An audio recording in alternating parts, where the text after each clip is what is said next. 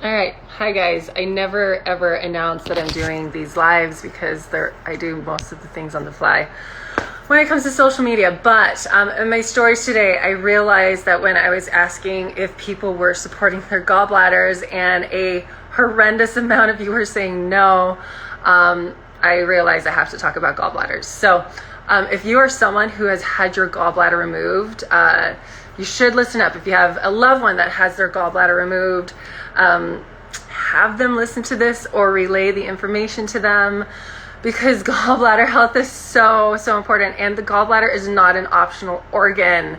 In spite of what your doctor has told you, you actually need that tiny little sac there that pushes out bile. And I'm going to explain to you why, and I'm also going to explain to you why the gallbladder is kind of like a cop-out. Because it's a really simple inpatient procedure where they go in, they cut it out, and then they get like $2,000 to $5,000 with a very low risk. Unfortunately, gallbladder surgeries are becoming more and more prevalent. As soon as you have any kind of digestive issue, well, the gallbladder is the first thing to go. And then a lot of times people still have that digestive issue and doctors kind of throw their hands up in the air. So I'm going to talk about the gallbladder, why it's so important, why we want to hold on to it, Sorry, I have low batteries, so this might die. So I might have to do this again, I'm sorry. But I forgot where I was. So what the gallbladder does, what helps healthy gallbladder function, and people that don't have their gallbladder, don't sweat. Like, there are things you can do, and that's why we need to talk about bile salts. So when you eat meals, you're eating you're eating only carbs, proteins, and fats, right? And so the proteins get mostly digested in the hydrochloric acid in the stomach. But then when that food moves on, then you have the gallbladder, which contracts, and it pushes out all this bile, and this bile acts like a fat emulsifier. And you need that fat emulsifier to break up the fat so that you can actually absorb it in your small intestine as it goes further down your GI tract, okay? So if you don't have that bile, like that, because remember, the gallbladder, it's a sac, right? It's like pumping out like a sack full of bile with your meal. So let me back up. When you eat a meal, it hits your stomach. Your stomach creates all this hydrochloric acid, and that hydrochloric acid is the on switch. It triggers a hormone called cholecystokinin, and that hormone tells the gallbladder to contract and release the bile. And now the bile is being released in mass on your food, so it can emulsify the fat and then go further down in the small intestine, and you can absorb it. So here's where we start getting into dysfunctions, because most people actually have low stomach acidity because of stress, because of inflammatory foods. Those are the big ones. So one thing to help gallbladder health is actually to have adequate amounts of hydrochloric acid. So do the baking soda test. And if you don't know what the baking soda test is, I'll post it in my stories, but it's one of my saved posts. So that is one area where gallbladder dysfunction actually starts to break down, because if we're not having that robust release of hydrochloric acid from our stomach when we eat meals because we're stressed and we have inflammation, then we're not getting that strong signal from the cholecystokinin hormone to contract that gallbladder. Now remember, that gallbladder, it's kind of like a muscle. Have you guys ever, like, if you take like a bowling ball and you just hold it out here, like hold it out in your arm, and you keep it still, your muscle's gonna start hurting. But if you move the bowling ball like this, it'll hurt a lot less. So movement with muscles is actually really important. But when we have this gallbladder that just kind of sits there and it has like these little weak contractions, it's not pushing things out, right? Like, you want to really push it out and have like this robust contraction. If we're not having that robust release of the gallbladder to push out that bile, it's gonna get stiff. And then that bile is going to sit in that sac, and it's actually going to harden, and it's going to cause like gallstones. And that's when we start getting into inflammation, and that's when we start having pain. So we get pain from the stones, but we also get pain from that lack of contraction. Contracting muscles keeps them nice and warm and strong. Stiff muscles get really sore and achy, right? And then you feel like you can't move them. And so when we get to that point, then doctors are like, well, let's just cut it out. Another reason why we can have gallbladder issues, people that drink a lot of soda, there's strong correlations to gallbladder health. Another issue is if you have a weakened immune system and you have like a virus infecting like your vagal nerve and it gravitates towards your gallbladder, then you can have like a gallbladder attack and an immune response around the gallbladder, and then that's when people start cutting out things instead of actually treating the immune system issue. All right, so let's say you've got your gallbladder cut out now. Now what do we do? So what happens is this bile is actually, so we have the liver. Let me sit up here so you can see my torso. So you have your liver that sits here, and then the gallbladder kind of sits like underneath here. So we cut that out. The liver's still making all that bile, but it's dripping, drip, drip, drip, drip, drip. So now you eat a big feast. It comes here, but we're only still just having that dripping of bile. It's not that robust like contraction and like pushing onto the food, right? So now we're not emulsifying as much fat as we potentially could. A lot of people actually complain when they've had their gallbladders removed that they now have loose and running stool, and it's because they're not breaking down that fat. It's just going straight through them. Partially digested food further down in the small intestine actually feeds issues and contributes to issues like SIBO, which is small intestinal bacterial overgrowth. It can lead to gut dysbiosis. And also remember, if you remove that sac, that gallbladder sac, and you're just dripping bile, that is a feast for bad bacteria. Remember, that bile is supposed to mix with food. It's not meant to mix with your microbiome. So now bad bacteria are eating that up and they're enjoying themselves. And now we have not only a microbial imbalance, but now we have malabsorption of fat over time.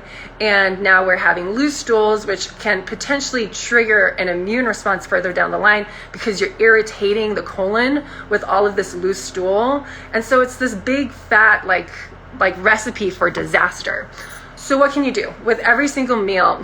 Long story short, sorry guys, I get really winded with these things. Long story short, you can take bile salts with every single meal that you have fat in. My favorite is a product called Cholecol from Standard Process. I'm sure there are other companies that have bile salts. You want to make sure they're really good companies from really clean sources, because these bile salts are actually from animals. So if you're getting bile salts from animals fed yucky stuff, then you're getting really crappy product. So my favorite is Cholecol from Standard Process. You want to start with like 1 Cholecol per meal, and that's going to help you emulsify your fat. So it's like that robust release. If you're having a really fatty meal, try 2. All right, play around with your dose. But let's talk about why the emulsification of fat is so important. So if you like healing and you like hormones, you have to love fat, all right? So fat, like we think of like bad cholesterol and good cholesterol, right? Well, these like cholesterol, these fat transport vesicles, they pick up fat soluble vitamins, and so this is our fat, right? They pick up fat soluble vitamins and they go to damaged tissue and they dump the fat soluble vitamins so that they can heal and repair. So what if we're not absorbing all of our fat though? Now we have less transport vesicles, and now we're transporting less fat soluble vitamins to damaged tissues, and now we have this backlog of healing and repairing that's not happening. So what does that translate to over time? Well, that translates to like aging. So you're going to age faster. You're going to heal slower. Think about areas that need a lot of fat, like the brain, the nervous system. So people having brain fog, brain dysfunction. I mean, fat is everywhere. I mean, every single cell in your body has a biphospholipid membrane, right? It's fat. So you need fat to literally protect every single cell. So if you're not emulsifying your fat because you don't have that robust release of that bile from that gallbladder, you're slowing down your healing and repairing and your protective mechanisms. Fat is so important. So long story short, get the Cholecol. Make sure you're taking that with your meals, 1 or 2, depending on how much fat and how you actually feel when you take it. Listen to your body, see what feels the best, and like also see what your body's doing. Are your bowel movements better? Are they worse? My phone's about to die in like 2 seconds, so I better wrap this up. And I think that's it. That's all I want to talk about as far as the gallbladder goes. Do parasites live in gallbladder bile ducts? I can't say yes or no. There are some other practitioners who believe that that is a case. And so I would say if you are trying to save your gallbladder and you've tried all of these other methods, that reminds me, things to help with gallbladder health. Obviously supporting hydrochloric acid production, eating non-inflammatory foods, but things that are really helpful are beet greens. So beets are fine, but beet greens are even better for your gallbladder. So when you're going to the store and you're buying beets, don't just buy the beet root. Buy the beets with a lot of the leafy greens and then throw those greens in your smoothies or throw them in meals or however you want to do that, all right? But beet greens are fan-freaking-tastic. Some other products, if you are having gallbladder issues right now, there's a product called Beta Food, Betafood, Beta Food from Standard Process. And if you're having gallbladder pain, I would highly recommend starting with like 2 Beta Food, breakfast, lunch, dinner, then 3 breakfast, lunch, dinner, then 4 breakfast, lunch, dinner. And you can like go up to 5 or 6 breakfast, lunch, and dinner. And it can just really help kind of emulsify if you have stones in your gallbladder and help with like gallbladder support. And that's it. Can gallstones be dissolved? Yes.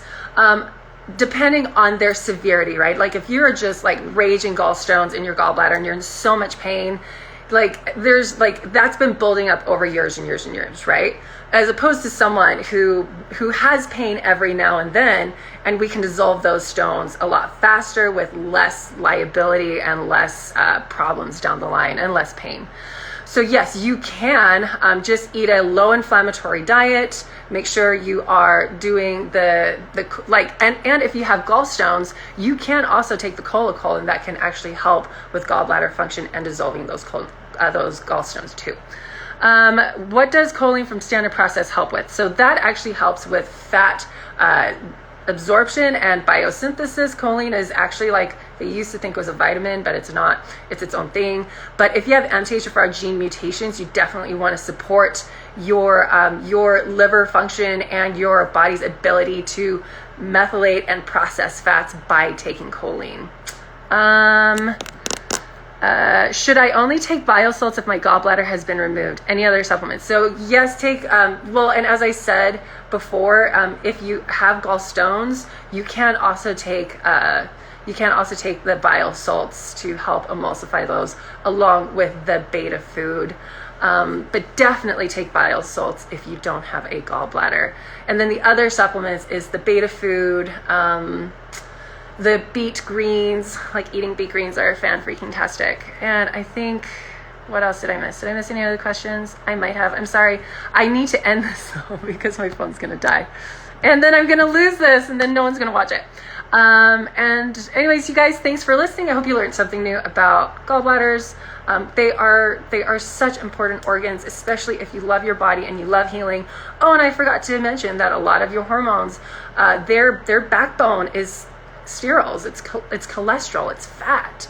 You have to emulsify fat if you want proper hormone function. You have to emulsify fat if you want to heal and repair. You have to emulsify fat if you want your brain functioning properly. I mean, we think about omega, fish oils. Everyone's like, fish oils for brain function. Well, you're just taking really expensive fish oils if you can't emulsify that fat. Right? So let's make sure that we're either trying to like really, really take care of our gallbladders by eating non-inflammatory diets, supporting hydrochloric acid production, not drinking soda, that's a big one. And if you probably have like Epstein-Barr or something and you're getting these gallbladder attacks, that you're supporting your immune system really, really well. Let's see, would gallbladder issues lead to a stressed pancreas? That's a very complex question and a very complex answer. I wish I could say like yes or no, but it depends on the case. So I'm not going to dive into that. I'm so sorry. But it can, depending on the root cause of what's causing the gallbladder issue. Like, do you have a viral infection in that like plexus of nerves that is controlling bile function and liver function? If you do, then you have to support immune and then do damage control with the symptoms. So I hope that made sense. Thanks everyone, and I will end this if I learn how, when they changed and updated everything and now I can't figure out how to end things. This is me right now, so you guys might just end up staring into my eyes while I figure this out. If I just push the X, is it gonna delete this video or will it let me save it? Let's pray it saves it, you guys. Like, do some like Hail Marys for me or something. Let's hope this works. Bye.